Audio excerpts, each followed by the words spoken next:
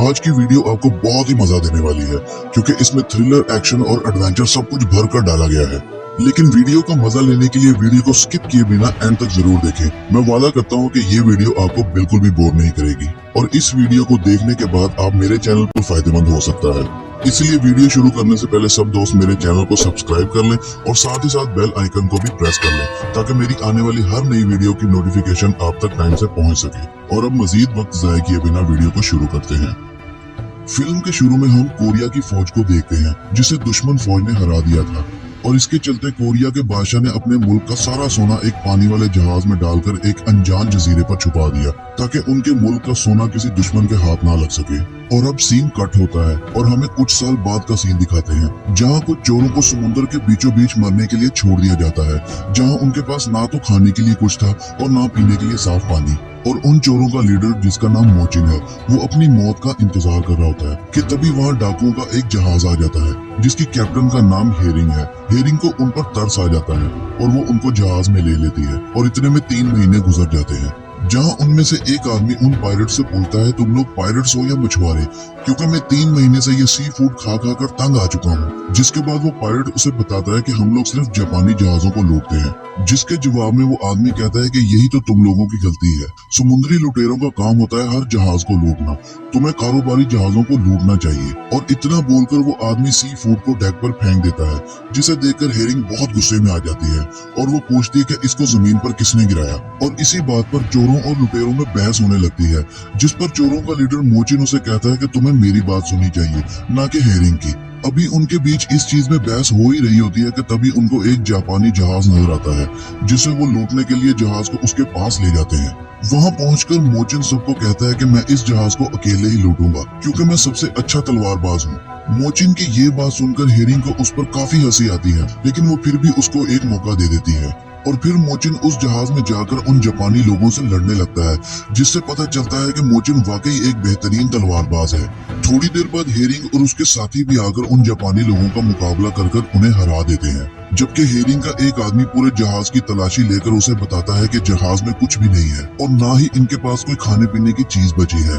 जिस पर हेरिंग बहुत गुस्से में आकर उस आदमी से पूछती है कि तुम बिना खाने पीने के इस समुद्र में क्या कर रहे हो। जिस पर एक छोटा बच्चा उसे बताता है कि हम लोग खजाने की तलाश में निकले हैं लेकिन रास्ता भटकने की वजह से हमारा सारा खाना पीना खत्म हो चुका है। वहीं चोरों में से एक आदमी जापानी लड़के की बातों को ट्रांसलेट करके उन्हें बता रहा होता है, जिसके बाद वो उस खजाने के नक्शे को लेकर अपने जहाज में वापस आ जाते हैं।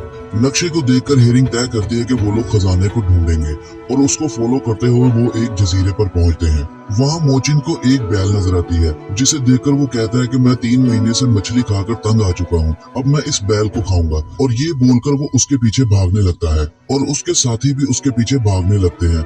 और वहाँ हम देखते हैं कि वो एक बैल नहीं था बल्कि बहुत सारे बैल भागकर उस तरफ आ रहे थे।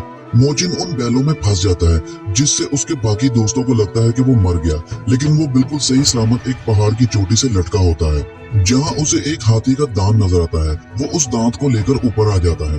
हेरिंग उस दांत को देखकर समझ जाती है कि उस नक्शे में जो दांत जैसी चीज बनी हुई थी वो यही है। दरअसल उस दांत पर आगे का नक्शा बना हुआ था जिसकी मदद से वो आगे बढ़ने का फैसला करते हैं। लेकिन मोचिन जो वो उन चोरों का सरदार था वो येरिंग से बहस कर लेता है। उसे लगता है कि येरिंग ने जब से उन्हें बचाया है तब से उसके साथी येरिंग को अपना लीडर मानने लगे हैं और मोचिन की बात कोई नहीं सुनता था। जिस पर येरिंग कहती है कि अब से यहाँ की कैप्टन मैं हूँ, जिसे भी मेरे जहाज में खजाने की तलाश में जाना है वो अब से पायलट्स कहलाएगा। ये सुनकर मोचिन कहता है कि मुझे पायलट बनने का कोई शौक नहीं है। वहाँ दूसरी तरफ मोचिन के सारे साथी येरिंग के साथ उसके जहाज पर चले जाते हैं जबकि मोचिन उस जजीरे पर अकेला रह जाता है। दूसरी तरफ हम येंगसू नाम के एक जनरल को देखते हैं जो अपने राजा को बता रहा था कि मुझे उस खजाने का रास्ता पता है, मैं उस खजाने को ढूंढ सकता हूँ। वहाँ दूसरी तरफ हम येरिंग को देखते हैं जो जजीरे से कुछ ही दूर अपना जहाज लेकर मोचिन के इंतजार में खड़ी होती है, लेकिन मोचिन जहाज पर नहीं आता। फिर रात के वक्त येरिंग का एक आदमी उसे आकर बताता है कि हाथी दांत चोरी हो गया है, जिस पर येरिंग समझ जाती है कि ये मोचिन ने ही चुराया होगा। जिसके बाद येरिंग एक तलवार लेकर उस जजीरे पर वापस आती है जहाँ एक लकड़ी के बने घर में उसे मोचिन मिलता है। वो मोचिन को कहती है कि मुझे अभी के अभी वो हाथी का दांत चाहिए। जिस पर मोचिन उसे कहता है कि वो हाथी दांत मेरे पास नहीं है, वो हाथी दांत मेकी के पास है। दरअसल मोचिन कुछ समय बाद चुपके से उस जहाज पर आ गया था जहां पर मोचिन और मेकी उस हाथी दांत को चुराकर छोटी नाव के जरिए उस जजीरे पर वापस आ गए थे। लेकिन मोचिन के सोने के बाद मेकी उस दान को लेकर शहर की तरफ चल पड़ा ताकि वो राजा को वो दान देकर अच्छी रकम हासिल कर सके। और अब फिल्म के अगले सीन में हम मैकी को राजा के पास देखते हैं। ये उस समय की बात है जब कोरिया से राज परिवार की हुकूमत खत्म हो चुकी थी, लेकिन राज परिवार के वंशकों के पास अब भी बहुत सारी दौलत थी, लेकिन उनके पास अब ना कोई फौज थी और ना उनकी हिफाजत करने के लिए कोई गार्ड्स थे। माइकी राजा को कहता है कि उसके पास खजाना ढूंढने का नक्शा है, जिस पर राजा उसकी बात ना मानते हुए कहता है कि ऐसा कोई भी खजाना इस दुनिया में नहीं है। इसलिए राजा उसकी बातों पर ज्यादा गौर नहीं देता और इतने में मोचिन येरिंग और उसके साथी वहां आ जाते हैं, जो हाथी दांत के साथ साथ माइकी राजा और उसकी बेटी को भी बंदी बनाकर जहाज पर ले आते हैं। और यहाँ हम देखते हैं कि मोचिन उस हाथी दांत को समुद्र में फेंकने की येरिंग को धमकी देता है, लेकिन येरिंग के काफी समझाने के बाद मोची उसे हाथी दांत दे देता है। और यहाँ हम देखते हैं कि मोचिन येरिंग को पसंद करने लगा है, लेकिन साथ ही साथ वो खुद को लीडर दिखाने के चक्कर में येरिंग की बेइज्जती करने में भी पीछे नहीं हटता। और अब सीन कट होता है और अगले सीन में हम देखते हैं कि राजा अपने जनरल येंगसू से पूछ रहा होता है कि तुम उस खजाने के बारे में कैसे जानते हो, जिस पर वो बताता है कि जिस सेनापति ने उस खजाने को छुपाया था, मैंने उसकी बीवी को बहुत ज्यादा टॉर्चर करके उस खजाने का पता लगवा लिया है। और इसके बाद वो खजाने की तलाश में निकल पड़ते हैं। और दूसरी तरफ हम देखते हैं कि येरिंग का एक साथी हाथी दांत पर कपड़ा लपेटकर उस पर लिखे लफ्जों को पढ़ने की कोशिश कर रहा होता है, लेकिन उसे उस भाषा की बिल्कुल भी समझ नहीं आ रही होती। और फिर मोचिन उस भाषा को देखकर उन्हें बताता है कि उस खजाने का रास्ता एक नदी से होकर जाता है जो समुद्र के नीचे बहती है, और वो नदी वहाँ पर मिलेगी जहाँ एक पत्थर के नीचे से समुद्र बहता हो।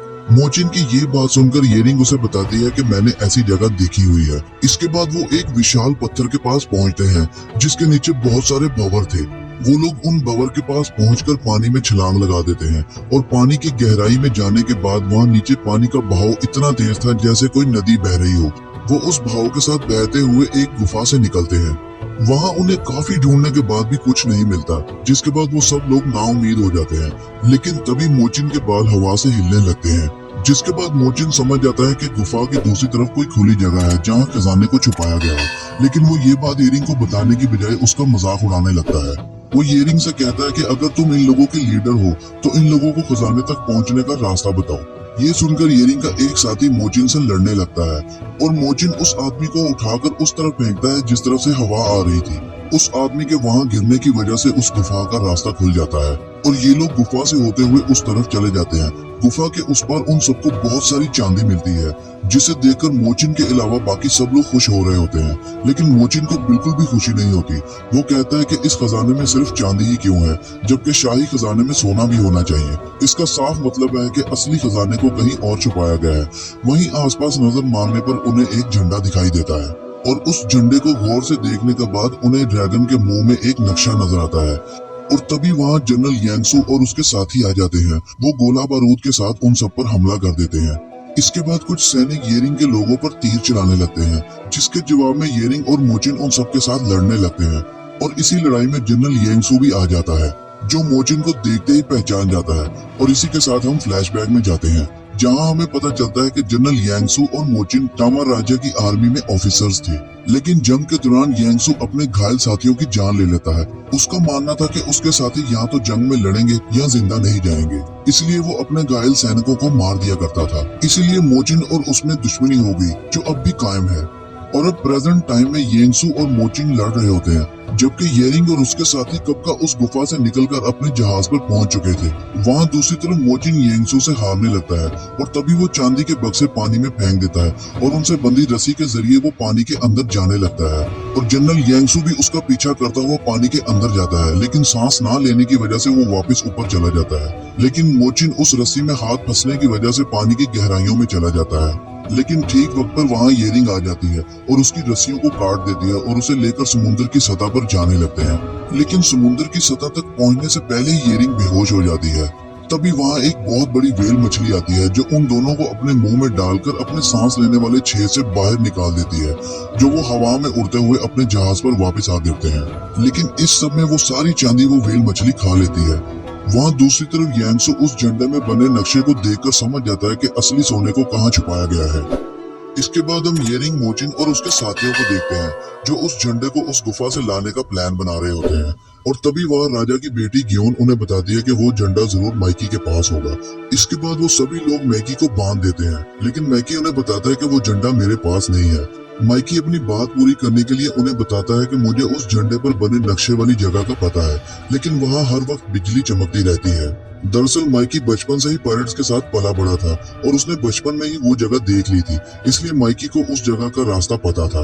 यानी अब वो बिना उस नक्शे के भी उस खजाने को ढूंढ सकते हैं। लेकिन माइकी उन सबके सामने एक शर्त रखता है और कहता है कि अगर उसे इस जहाज का कैप्टन बना दिया जाएगा तो वो उन सबको उस टापू तक ले जाएगा।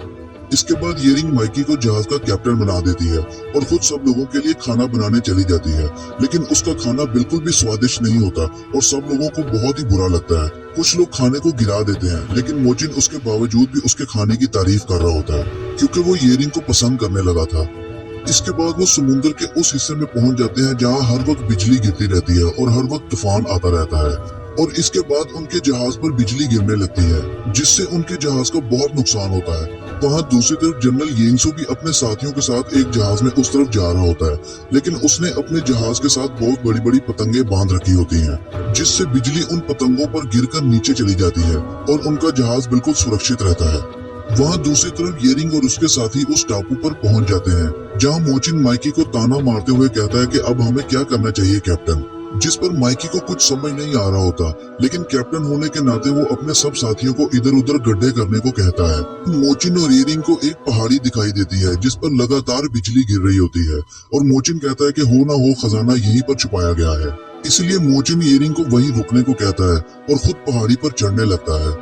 वहीं दूसरी तरफ माइकी के फालतू ऑर्डर की वजह से सारे पायरेट्स उसके खिलाफ होकर उसे मारने के लिए उसके पीछे भागने लगते हैं। माइकी उन सब से भागता हुआ एक जगह जाकर छुपता है जहां उसे एक पेंगुइन दिखाई देता है और उसके चोंच में उसको सोने की ईंट दिखाई देती है और सब पायरेट्स माइकी का पीछा करते हुए वहां पहुंच जाते हैं।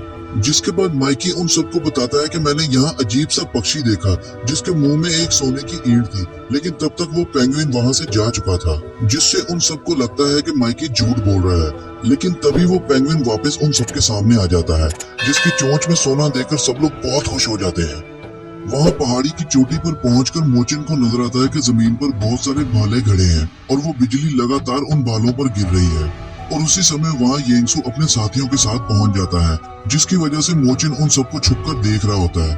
फिर येंगसु के कहने पर उसके कुछ साथी उन भालों को जमीन से उखाड़ने लगते हैं, लेकिन बिजली गिरने की वजह से उनमें से कुछ लोग मारे जाते हैं। तभी येंगसु को उनमें से एक भाले पर चोयोंग का झंडा लगा नजर आता है और क्योंकि वो कोरिया के गोर्यू साम्राज्य का आखिरी सेनापति था, इसलिए येंगसु समझ जाता है कि उस भाले के नीचे ही खजाना है। वो खुद उस भाले को पकड़कर जमीन से उखाड़ता है, लेकिन उस भाले पर कोई बिजली नहीं गिरती, यानी कि उसका अंदाजा ठीक था। फिर उसके साथी उस भाले वाली जगह से जमीन खोदकर एक बक्सा निकालते हैं, जिसे खोलने पर उन्हें कोई खजाना नहीं बल्कि एक ड्रैगन का मुखौटा मिलता है। जिसके बाद एक सैनिक की नजर मोचिन पर पड़ जाती है और वो उसे मारने के लिए उस पर तीर चला देता है, जिससे बचने के लिए मोचिन नीचे गिर जाता है। जिसके बाद वो उस ड्रैगन वाले मुखौटे को छीनकर अपने पास रख लेता है और येंगसु को तलवारबाजी का मुकाबला करने का चैलेंज करता है। इधर येंगसु के साथी येरिंग के जहाज पर मौजूद बाकी के लोगों पर हमला कर देते हैं, जिसे देखकर येरिंग और उसके साथी भागते हुए जहाज की तरफ जाते हैं ताकि वो अपने बाकी साथियों को बचा सके। और कुछ लोग मोचिन की मदद के लिए पहाड़ की चोटी पर चले जाते हैं। वहाँ दूसरी तरफ माइकी ने उस पेंगुइन के पैर में रस्सी बांध रखी होती है, लेकिन वो पेंगुइन समुद्र की तरफ भागने लगता है और माइकी भी उस रस्सी को पकड़कर पेंगुइन के पीछे समुद्र के अंदर चला जाता है। वहाँ पहाड़ी पर मोचिन और येंगसु की लड़ाई के दौरान वो ड्रैगन वाला मुखौटा पहाड़ी से नीचे समुद्र में गिर जाता है, जहाँ माइकी पहले से ही मौजूद था। अब माइकी उस मुखौटे को उठाकर देखता है कि वो जिस जगह है वहाँ पर बिल्कुल उसके सामने मुखौटे जैसी दिखने वाली गुफा है, यानी कि वो खजाना इस गुफा के अंदर है।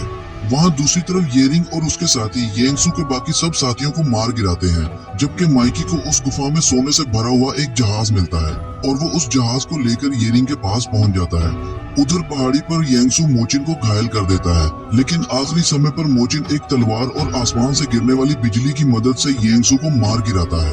और इसके बाद वो सब लोग पहाड़ी से नीचे आ जाते हैं, जहाँ येरिंग और उसके लोग मोचिन को जिंदा देखकर खुश हो जाते हैं। और अब फिल्म के आखिरी सीन में हम देखते हैं कि वो सब लोग सोने से भरी हुई जहाज को लेकर अपने घर की तरफ वापस चल पड़ते हैं और जहाज में मौजूद सब लोग मोचिन और येरिंग को अपना लीडर मान लेते हैं। इसी के साथ फिल्म खत्म हो जाती है।